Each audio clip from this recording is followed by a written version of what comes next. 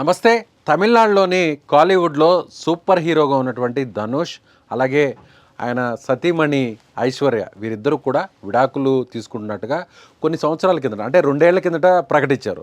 అయితే ఆ తర్వాత కోర్టు కేసు నడుస్తున్నటువంటి నేపథ్యంలో విచారణకు ట్రయల్స్లో భాగంగా అనేక వాయిదాలకు వీరిద్దరు కూడా హాజరు కాలేదు. అయితే వీరిద్దరూ విడాకుల విషయంలో మళ్ళీ తిరిగి తమ నిర్ణయాన్ని వెనక్కి తీసుకుంటున్నారనేటువంటి ప్రచారం కూడా నడిచింది. అయితే తాజాగా నిన్న చెన్నైలోని ఫ్యామిలీ కోర్టుకు ఇద్దరు కూడా హాజరయ్యారు. ధనుష్, అదేవిధంగా ఐశ్వర్య ఇద్దరు కూడా ఫ్యామిలీ కోర్టుకు హాజరయ్యి మేమిద్దరం కూడా పరస్పర అవగాహనతోనే విడిపోతున్నట్లుగా వీరిద్దరు కూడా ప్రకటించారు.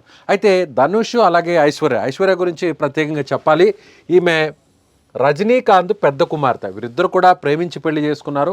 ఇద్దరు కూడా పెద్దలను ఒప్పించి మరి, రజనీకాంత్ కుటుంబ సభ్యులను రజనీకాంత్ను ఒప్పించి మరి వీరిద్దరు కూడా ప్రేమ వివాహం చేసుకున్నారు. దాదాపుగా 2015 నవంబర్ 18వ తారీఖున వీరి పెళ్లి జరిగింది. దాదాపుగా 22 ఏళ్ల పాటు వీరిద్దరు కూడా కలిసి జీవించారు. ఇద్దరు పిల్లలు కూడా ఉన్నారు. అయితే ఈ టైంలో ఇద్దరి మధ్య భేదాభిప్రాయాలు రావడంతో విడిపోవాలనేటువంటి నిర్ణయం తీసుకున్నారు. రజనీకాంత్కు ఈమె ఐశ్వర్య పెద్ద కుమార్తెగా ఉన్నారు. ఫిలిం డైరెక్టర్గా కూడా ఉన్నారు. 3 సినిమాకి ఈమె డైరెక్టర్గా వ్యవహరించారు.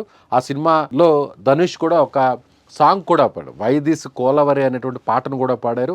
అనిరుద్ధ్ సంగీత దర్శకుడిగా కూడా పరిచయం. ఇలా వీరిద్దరి విడాకుల ప్రకటన తర్వాత మళ్ళీ కూడా ఈమె డైరెక్టర్గా వ్యవహరించారు. సో ఆ డైరెక్టర్గా వ్యవహరించినటువంటి మరొక సినిమాలో కూడా రజనీకాంత్ అతిథి పాత్రలో ఆయన నటించారు. ఆ సినిమా డిజాస్టర్గా మిగిలింది. అయితే మొత్తానికి ఈ ఇద్దరు కూడా విడిపోతున్నట్లుగా నిన్న చెన్నైలోని ఫ్యామిలీ కోర్టుకు అటెండ్ అయ్యి వీరిద్దరు కూడా జడ్జి ముందు ఇద్దరు అవగాహనతోనే విడిపోతున్నట్టుగా ప్రకటించారు. సో వీరిద్దరు విడాకులకు సంబంధించి కూడా ఒక క్లారిటీ వచ్చేసినట్టుగా కోలీవుడ్లో ఒక సమాచారం అయితే ఉంది.